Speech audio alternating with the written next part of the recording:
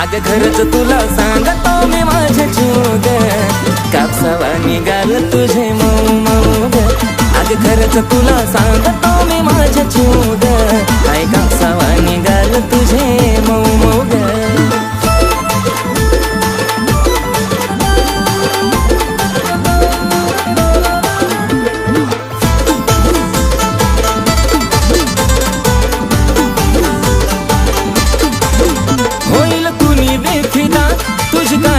आता पिल्लू नाही साधी ग,